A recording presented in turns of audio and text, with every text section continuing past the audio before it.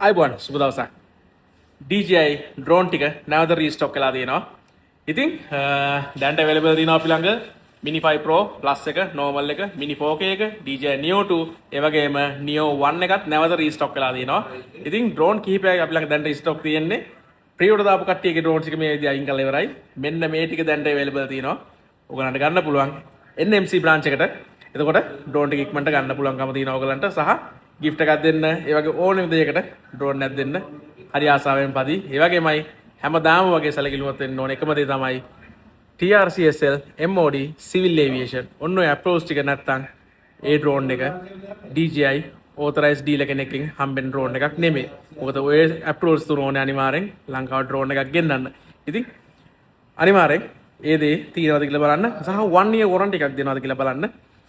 ඒ දේවල් චෙක් කරලා බලලා හරි තැනට අවිල්ල ගන්න. හරියට ඩ්‍රෝන් එකක් ගන්නවා නම් ගන්න තියෙන එකම තැන තමයි කැමරා LK. එහෙනම් ජය වේවා.